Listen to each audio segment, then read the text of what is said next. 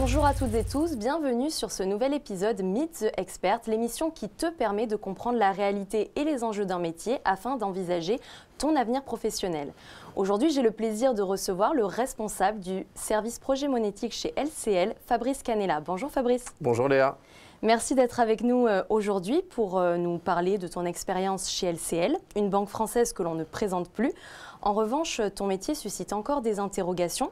C'était le cas pour toi d'ailleurs en 2006 lorsque tu as débuté ton alternance au Crédit Agricole en parallèle donc, de ton master en méthode informatique appliquée à la gestion des entreprises.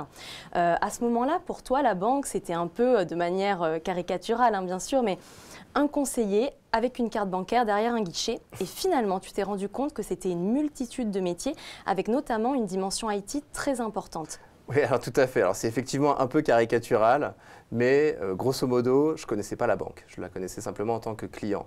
Donc moi, j'ai poussé la petite porte du groupe Crédit Agricole dans le cadre de cet apprentissage.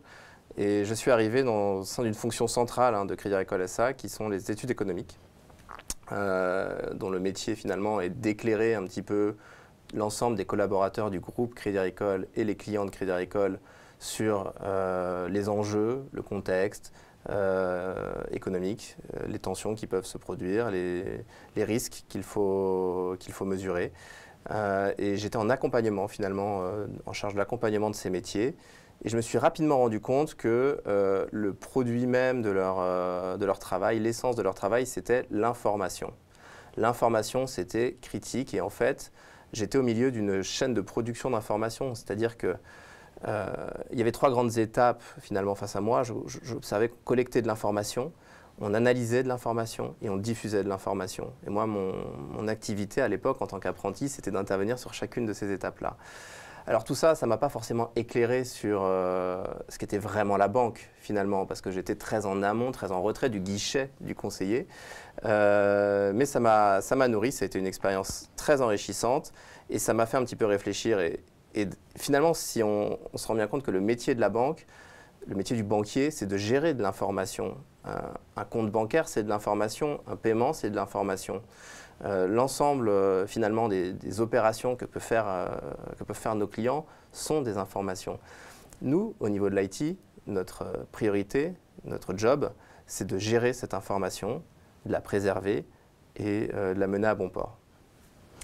Alors enrichissante, tu l'as dit, hein, cette année d'alternance a été très formatrice pour toi. Malheureusement, elle n'a pas débouché sur un emploi, puisque je le rappelle, en 2008, quand tu termines ton alternance, le secteur bancaire, et pas que d'ailleurs, est frappé de plein fouet par la crise des subprimes.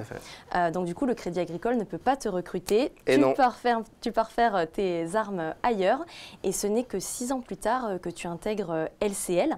Mais attention, pas en tant que responsable du service de projet monétique, pas encore, du moins, il faut attendre 2019, donc quelques années, une succession d'étapes et d'opportunités avant d'occuper le poste que tu occupes actuellement. Alors, est-ce que tu pourrais nous parler plus précisément de ce qu'est la monétique et surtout de ce que toi tu fais en termes de mission au quotidien de manière très concrète? Bien sûr, la monétique c'est très simple et très complexe, mais on va garder l'angle très simple. Parfait. Finalement, c'est l'ensemble, je dirais, des usages et des technologies qui vont permettre d'émettre et d'utiliser une carte bancaire. Je pense qu'une carte bancaire, tout le monde a ça dans sa poche, ou presque. Il faut bien comprendre qu'il y a deux regards, deux grands piliers dans le monde de la monétique pour faire fonctionner les cartes bancaires. Et c'est sur ces deux piliers que nous travaillons au quotidien avec les équipes. D'abord, il y a un angle qui est l'angle qu'on appelle émetteur, le porteur de la carte. Donc là-dedans, il y a tout ce qui a attrait au fonctionnement de la carte bancaire, à sa fabrication, à son usage, au paiement, etc. Point de vue porteur-client. Il y a un deuxième pilier très important, un deuxième angle de vue sur le monde de la monétique, c'est l'angle commerçant, parce qu'un client il va payer chez un commerçant. Donc finalement, cette deuxième perspective, c'est comment on accepte un paiement, comment tout cela fonctionne. C'est voilà, je mets ma carte dans un terminal de paiement ou je fais un paiement en ligne sur le site internet du commerçant. Voilà, il y a vraiment ces deux dimensions. Et au sein de mon service projet, du département monétique chez LCL, nous intervenons sur ces deux piliers. Alors, quelques exemples peut-être de projets que nous avons mis en œuvre, sur lesquels nous travaillons actuellement. Différents types de projets. On a récemment, sur ces derniers mois, On a mis en place des nouvelles solutions pour répondre aux demandes, une demande européenne. Donc ce sont des projets réglementaires. Hein. Dans la banque, on aime bien les projets réglementaires. On est contraint de mettre en œuvre un certain nombre d'éléments pour la sécurité et la protection de nos clients. Donc on a mis en place notamment une nouvelle solution d'authentification forte lorsque vous faites des paiements sur Internet. Donc concrètement, ça c'est du parcours client. Ça veut dire que quand maintenant on va faire un achat sur Internet, on doit prendre son smartphone, aller sur l'application mobile de sa banque, valider la transaction pour qu'ensuite le paiement puisse se faire sur le site Internet du commerçant. C'est un exemple très concret. On a également des nouveaux cas d'usage auxquels on essaie de s'adapter. Le paiement mobile en est un. Maintenant, on peut aller payer effectivement au supermarché ou à la boulangerie sa baguette de pain avec son téléphone portable parce qu'on a un paiement mobile qui est disponible. Il y a des solutions également autour d'Apple Pay, etc. Donc ça, c'est plutôt pour l'angle porteur, client, LCL. Mais pour l'angle commerçant aussi qu'on accompagne, on met en place des nouveaux projets. Je pense aussi à la crise sanitaire. On a dû s'adapter. On a dû offrir des solutions à nos commerçants, plutôt aux petits commerçants, pour accepter des paiements à distance facilement par email, par exemple, offrir des solutions de paiement. On doit en permanence également un petit peu réinventer les types de paiements que nous acceptons. On a une clientèle qui est variée, notamment la clientèle chinoise qui ne va pas payer avec la même carte bancaire qu'un porteur de carte français. Donc c'est d'autres mécanismes qui rentrent en jeu et tout ça, ce sont des solutions que nous devons offrir à nos commerçants. Donc voilà un petit peu des exemples assez concrets, j'espère, et le scope de ce qu'on peut faire au sein de la monétique, mais évidemment, il y a plein d'autres choses. Alors, pour ma part, dans tout ça, et mon équipe, notre activité là-dedans, elle est vraiment orientée projet. Notre boulot, c'est de construire des choses, construire des solutions, les délivrer à nos clients pour bien les accompagner. Alors, moi, à mon niveau, en tant que responsable d'équipe, évidemment, mon quotidien, c'est d'abord d'animer ce dispositif, du moins de l'organiser, de l'animer, de le piloter, de faire en sorte qu'il y ait une énergie collective qui soit bien libérée et qu'on avance sur nos sujets. Plus concrètement, ça veut dire que je vais travailler sur des plans de charge, ça veut dire que je vais essayer d'anticiper le devenir de mon équipe par du recrutement. Je vais être vigilant également sur les risques projets que nous mettons en œuvre, essayer de tirer des alertes et être présent aussi très proche de l'équipe en cas de difficulté. Hein. Le manager, il est là quand il y a des problèmes, principalement. Quand tout va bien, moi, je suis ravi de me retirer. Quand il y a des difficultés, j'essaie autant que possible d'être présent. On fait appel à toi davantage. Exactement. Et puis le dernier aspect, bien sûr, et le plus important, probablement, c'est le développement aussi des collaborateurs dont j'ai la responsabilité. Tracer leur trajectoire professionnelle, les accompagner. Ça, c'est un élément qui est pour moi central dans mon quotidien. Finalement, c'est un travail qui est vraiment basé sur l'humain et le relationnel. Alors finalement, c'est un rôle qu'on peut retrouver en fait dans bien des secteurs, bien des entreprises. Au niveau donc de tes missions de manager. Et afin donc de réaliser ces missions au quotidien, ton équipe et toi, sur quels outils vous vous appuyez et est-ce qu'il nécessite de se former régulièrement?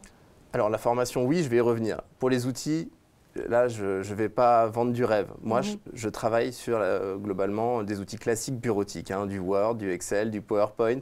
Ça, c'est l'essentiel de notre quotidien. Évidemment, il y a quelques outils internes à l'entreprise que nous pouvons utiliser pour du reporting, etc. Mais ce n'est pas le plus important. Et c'est intéressant de le mentionner quand même parce que ça, c'est mon cas, mais c'est aussi le cas de la plupart des personnes dans mon équipe.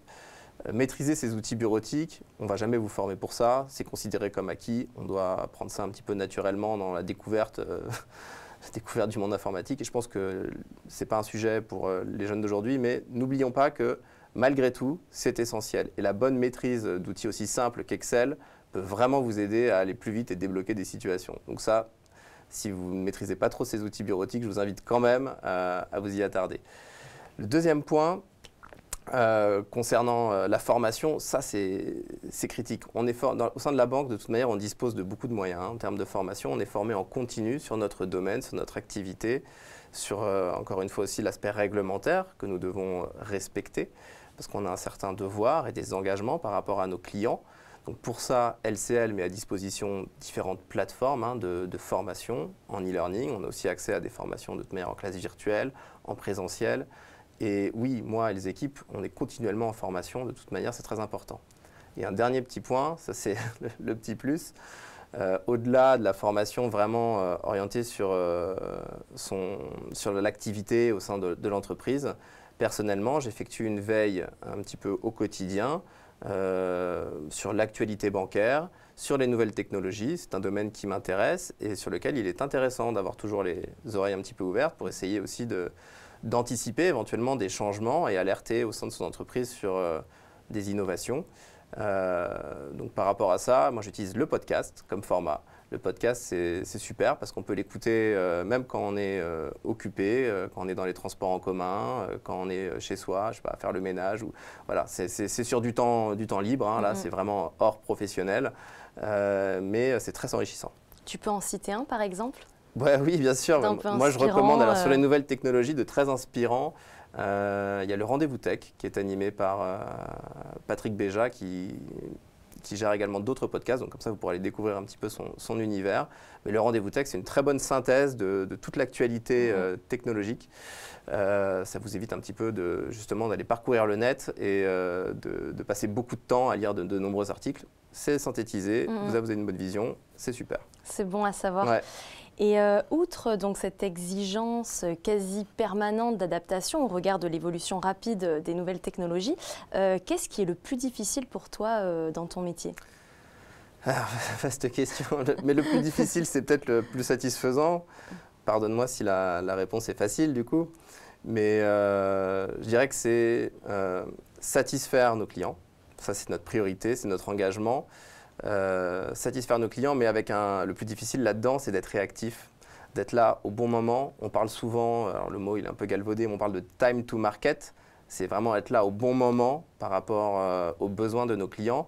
Donc c'est même pas que de la réaction, c'est de l'anticipation finalement.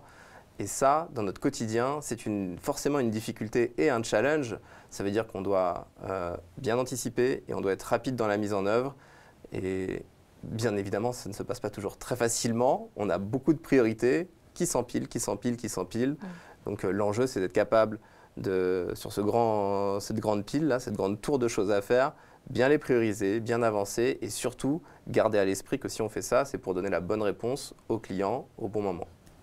Bon, et pour être plus positif, on va dire, j'imagine que malgré tout, cette difficulté débouche forcément sur des succès et ça, tu dois en être fier. Est-ce que tu aurais un exemple à nous donner ? Oui.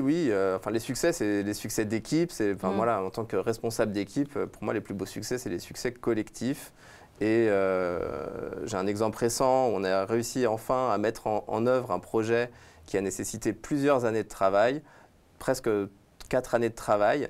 Donc un investissement qui était assez important pour la banque, parce que plus un projet est long, plus il est coûteux quand même. Il y avait un dispositif qui était important, qui était mobilisé derrière. On a eu de nombreuses difficultés à travers ce projet-là, mais on l'a mené à bout. Ça a fonctionné. On a eu un feedback extrêmement positif. Et ça, c'est vraiment une grande victoire. Et outre donc les hard skills, donc c'est-à-dire les compétences techniques là qu'on vient d'évoquer ensemble, je sais que LCL est très attaché aux soft skills, c'est-à-dire les compétences plus humaines, plus relationnelles de ses collaborateurs. Toi, par exemple, tu m'as confié que tu as réussi à gagner confiance en toi au fil des années, et notamment grâce à une chose, grâce à l'environnement bienveillant dans lequel tu évolues actuellement et depuis plusieurs années. Alors, qu'est-ce que tu peux m'en dire et qu'est-ce que tu peux me dire justement des valeurs que LCL porte ? Merci pour la question parce que le pilier humain est vraiment central de toute manière dans le projet d'entreprise de LCL. Moi, en tant que collaborateur de LCL, maintenant en tant que manager, j'ai toujours profité de cet environnement bienveillant de mes managers, de mes responsables qui ont su m'offrir des opportunités, qui ont su vraiment bien m'accompagner et un peu d'une certaine façon me pousser en avant. Effectivement, on parle de confiance en soi. Quand on arrive dans une entreprise qu'on découvre et on n'a pas encore beaucoup d'expérience, on est en raison de se questionner sur sa légitimité, sa capacité à être au rendez-vous finalement, et surtout quand on nous confie des niveaux de responsabilité qui sont un peu plus importants. Eh bien moi, mes managers ont su bien m'accompagner par rapport à ça, ont su me mettre en situation.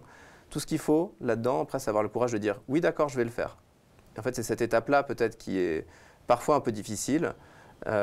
Si vous n'avez pas assez confiance en vous, il faut simplement, je pense, faire ce pas-là et dans la suite des choses, cela va fonctionner. Donc moi, c'est mon histoire. En tout cas, c'est comme ça que j'ai construit mon parcours professionnel. Et c'est comme ça qu'aujourd'hui, j'essaie d'accompagner en tout cas les collaborateurs de mon équipe, toujours dans la bienveillance et un engagement très positif. Et quels sont les enjeux futurs de ton poste actuel? Alors, plusieurs façons de répondre peut-être. Les enjeux sur le domaine, mon domaine fonctionnel qui est la monétique, ils sont multiples. Hein. Je pense qu'il y a des enjeux business, bien sûr, d'abord. Je reviens encore à notre capacité à répondre à nos demandes clients, à être prêt avec les bonnes solutions au bon moment. On est dans un univers qui est quand même très changeant. Les usages sur le monde des paiements évoluent constamment. On est chahuté. Ça peut être la crise sanitaire, mais même sans la crise sanitaire, il y a des innovations en permanence. Donc ça, il faut qu'on soit au rendez-vous par rapport à ça. Premier enjeu, business. Deuxième enjeu, la sécurité. Parce qu'en fait, on veut construire des solutions toujours plus simples. On veut offrir des parcours qui sont rapides, fluides. Mais on est aussi face à des menaces. Hein. La fraude dans le milieu bancaire, c'est une vraie menace. Et on œuvre à la protection de nos clients. Donc il faut qu'on tienne bien compte de cette dimension sécurité. Et c'est un enjeu qui est important pour nous. Troisième enjeu, pour moi, il y a un enjeu financier aussi dans la manière dont on construit nos projets et ce que l'on peut délivrer. On va être amené progressivement à se désengager, alors je suis désolé, je vais utiliser un petit terme technique, à se désengager un peu de notre socle mainframe. Donc c'est le mainframe, en gros, c'est on va dire, le socle technique principal des systèmes bancaires. On ne va pas le faire disparaître, mais on va s'en désengager. Et ça, il y a un enjeu financier derrière ça là. Et puis il y a également un enjeu qui est important, dont j'aimerais mettre un petit peu en avant aujourd'hui, puisque j'en ai l'opportunité, c'est l'enjeu sociétal en termes de bilan carbone. C'est pas que des mots. LCL s'engage par rapport à ça.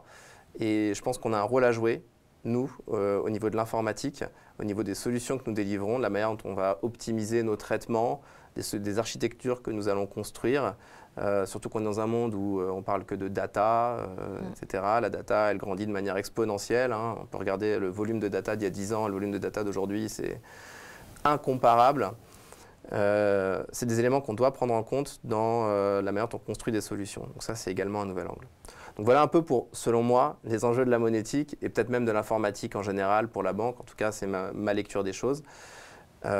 Pour ce qui est des enjeux de mon métier, ce qui était peut-être un peu plus ta question initiale, excuse-moi si j'ai dérapé. Pas de souci. En tant que manager, je vais revenir sur l'humain finalement.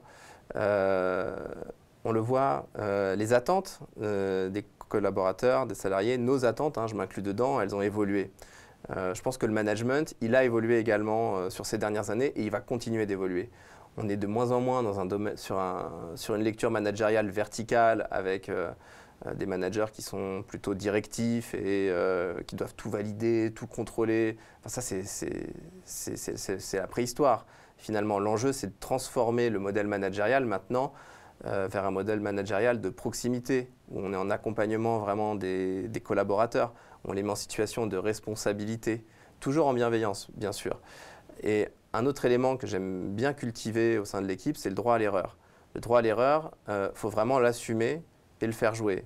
C'est comme ça d'ailleurs que je pense que chacun pourra bien s'investir dans son travail et s'en sentir responsable. On a le droit de se tromper, on a le droit de faire des erreurs. Par contre, bien sûr, il faut en tirer des enseignements et être meilleur la fois d'après.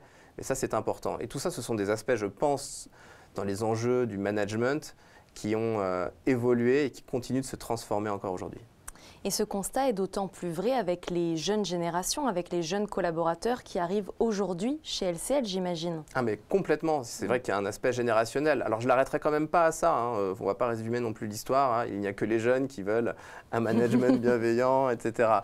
Mais bien sûr que il y a un effet, il y a un phénomène de société. Et on voit bien que nos attentes, elles évoluent. Puis en plus, on travaille même maintenant dans un modèle un peu différent. Le travail à distance s'est quand même développé. Bref, beaucoup d'enjeux organisationnels. Donc forcément, quand on transforme nos façons de faire, on transforme nos pratiques, moi, en tant que manager, je me sens extrêmement impliqué par rapport à tous ces changements. Et je pense que, en tout cas, j'ai le devoir d'essayer de répondre à ces enjeux. Et quand on occupe ton poste, quelles sont les perspectives? Vers quel autre type de poste on peut être amené à évoluer? Alors, je pense qu'elles sont finalement assez nombreuses. Aujourd'hui, par exemple, j'interviens sur le domaine fonctionnel de la monétique, dont on a un petit peu parlé avec les cartes bancaires. Peut-être que demain, je pourrais intervenir déjà sur un autre domaine fonctionnel, c'est-à-dire toujours en tant que manager de proximité, je pourrais intervenir sur le domaine des crédits, sur le domaine des comptes, de l'épargne. Voilà, la banque, c'est une multitude de métiers, l'assurance, enfin, voilà, j'en parle. Donc tous ces métiers, ils sont, à mon avis, assez passionnants à explorer. J'ai vraiment à cœur la monétique, qui est un domaine excitant, mais ce n'est vraiment pas le seul. Donc, je pense que je peux intervenir sur d'autres domaines. J'ai également des opportunités de toute manière de mobilité, puisque LCL offre l'opportunité de travailler dans l'ensemble des entités du groupe Crédit Agricole. J'en suis d'ailleurs le parfait exemple, puisque je suis arrivé au sein de Crédit Agricole SA. Je suis reparti, comme tu l'as indiqué, après mon apprentissage. Je suis retourné dans le groupe Crédit Agricole SA. Et finalement, j'ai fait une mobilité chez LCL. Et l'ensemble des entités du groupe Crédit Agricole offrent chacune différentes opportunités. Donc la mobilité, c'est un élément important. Et puis sinon, en termes d'évolution, au-delà des domaines ou des entités pour lesquelles je pourrais travailler, aujourd'hui, je suis un manager de proximité. Peut-être que demain, j'évoluerai vers des fonctions avec un peu plus de responsabilité pour manager des managers, etc. C'est des perspectives qui sont un parcours qui pourrait sembler assez classique finalement, mais pour moi, l'objectif, c'est de travailler sur une matière avant tout qui est intéressante. Et franchement, dans le domaine bancaire et sur l'informatique, il y a de quoi faire. Et donc pour finir, Fabrice, tu m'as fait comprendre que si les étudiants se cherchent encore un petit peu, ceux qui nous regardent aujourd'hui, s'ils ne savent pas dans quoi se spécialiser, ils peuvent donc se tourner notamment vers la monétique qui, selon toi, est un secteur d'avenir qui recrute. Donc déjà, est-ce que tu aurais d'autres conseils de cet ordre à leur donner? Et surtout, je ne peux pas te laisser partir sans te demander ça, est-ce qu'actuellement chez LCL, vous recrutez? Très bien. Oui, on recrute. Je vais y revenir. Mais alors, mon conseil, c'est en fait de bien se connaître, d'être en accord avec soi-même et finalement d'être honnête avec les autres. Je suis plus sur du soft skills, mais être transparent finalement, si j'essaie de le dire autrement. Voilà, en tout cas, moi je fonctionne comme ça, en transparence. Être transparent dans son quotidien, se montrer curieux, investi dans le travail, être mobilisé. Et je crois que les opportunités vont s'offrir à vous-même si vous avez la bonne attitude. Évidemment, il faut des aptitudes, il faut des compétences, il faut être bon dans son boulot. Un développeur doit bien développer, bien concevoir une solution. Un analyste fonctionnel doit bien se positionner également, bien être capable d'étudier un sujet. Il n'y a pas de souci là-dessus. Mais ça, je suis convaincu qu'avec les bonnes formations et la pratique, tout le monde peut y arriver. Après, le soft skill, c'est vraiment du développement personnel. Et ça, c'est vraiment entre vos mains, entre les mains de l'étudiant que ça se joue. Pour s'intégrer à une équipe, exactement, bien collaborer avec différents types de personnalités. Tout à fait, tout à fait. Et ça, c'est vraiment, pour moi, le point clé. Être agile, adaptable, parce que j'arrête pas de vous parler de transformation, d'orientation client. Enfin voilà, tout ça, c'est des éléments qui doivent bien être pris en compte par les étudiants qui sortent aujourd'hui sur, je pense, le marché de l'emploi. Il ne faut pas être fermé. Et puis surtout, ensuite, il faut développer la confiance en soi. On y revient. Il n'y a pas de problème, c'est normal de ne pas forcément être très confiant en soi, mais il faut la gagner, il faut y travailler. Finalement, je dirais qu'il faut bien connaître ses faiblesses, connaître ses forces, les cultiver et avancer, voilà, avancer avec ces armes-là. Alors pour le recrutement… Donc vous recrutez? Alors d'abord sur le domaine monétique. Bon, LCL recrute sur de nombreux métiers, notamment dans l'informatique. Au sein de la monétique, effectivement, alors on est en recherche d'experts, notamment monétiques, que ce soit sur le domaine de l'acquisition, donc le point de vue plutôt commerçant, ou le domaine de l'émission, le point de vue porteur. Mais au-delà des experts, où on est, c'est vrai, plus sur de la niche, on recherche également sur la monétique des profils généralistes, de chefs de projet, fonctionnels ou techniques. Et puis plus généralement, de toute manière, au sein de la DSI d'LCL, nous recherchons tout type de profils, des business analystes, des ingénieurs DevOps, des ingénieurs full stack, des concepteurs. Enfin voilà, toutes ces offres de toute manière sont disponibles sur l'espace recrutement d'LCL, ainsi que sur l'espace de Job Teaser. Donc moi, j'invite vraiment tout le monde à aller en prendre connaissance, à se mobiliser et à postuler. Très bien. Je crois que le message est passé. Merci beaucoup Fabrice, merci pour ton temps, merci de nous avoir permis de nous immerger dans ton univers. Et quant à vous, je vous donne rendez-vous pour un nouvel épisode de Meet the Expert. Merci Léa.